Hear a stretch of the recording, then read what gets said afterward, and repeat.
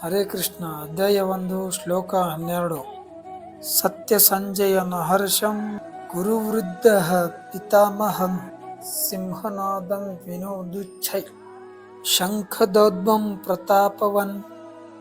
ಅವನ ಹೆಚ್ಚಿಸುತ್ತ ಹರ್ಷವನ್ನು ಕುರುಕುಲದ ವೃದ್ಧರಾದ ಭೀಷ್ಮರು ಅಜ್ಜ ಸಿಂಹನಾದವನ್ನು ಮೊಳಗಿಸಿ ಎತ್ತರದ ಧ್ವನಿಯಲ್ಲಿ ಶಂಖವನ್ನು ಊದಿದರು.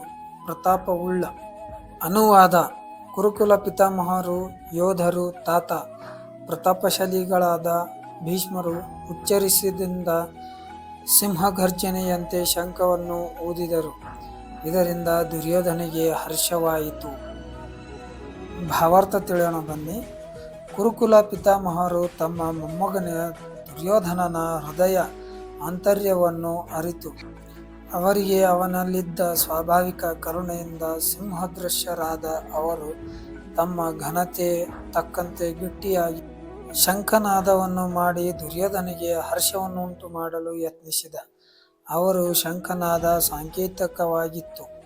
ಪರಮಪ್ರಭು ಶ್ರೀಕೃಷ್ಣನು ಎದುರು ಪಕ್ಷದಲ್ಲಿ ಇರುವುದರಿಂದ ದುರ್ಯೋಧನನಿಗೆ ಜಯದ ಸಾಧ್ಯವೇ ಇಲ್ಲ ಎನ್ನುವುದನ್ನು ಅದು ಪರೋಕ್ಷವಾಗಿ ಸೂಚಿಸಿತು. ಆದರೂ ಯುದ್ಧವನ್ನು ನಿರ್ವಹಿಸುವುದು ಅವರ ಕರ್ತವ್ಯವಾಗಿತ್ತು. ಈ ಕರ್ತವ್ಯದಲ್ಲಿ ನಿರ್ವಹಣೆಯಲ್ಲಿ ಅವರ ಯಾವ ನೋವನ್ನು ಸ್ವಲ್ಪವೂ ಲೆಕ್ಕಿಸುವವರಾಗಿರಲಿಲ್ಲ. ಶಂಖದ ನಾದವನ್ನು ಉಂಟು ಮಾಡಿದಾಗ ಕೌರವರಲ್ಲಿ ತುಂಬ ವಯಸ್ಸಾದ ವ್ಯಕ್ತಿ ಭೀಷ್ಮರು ಯುದ್ಧವನ್ನು ಸಾರಲು ಶಂಖವನ್ನು ನಾದ ಮಾಡುತ್ತಾರೆ.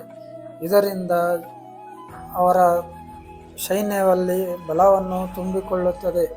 ಹಾಗಾಗಿ ನಾವೆಲ್ಲರೂ ನಮ್ಮ ಜೀವನದ ಆತ್ಮಸ್ಥೈರ್ಯ ಬಲವನ್ನು ನಾವೇ ಉಂಟು ಮಾಡಿಕೊಳ್ಳಬೇಕು.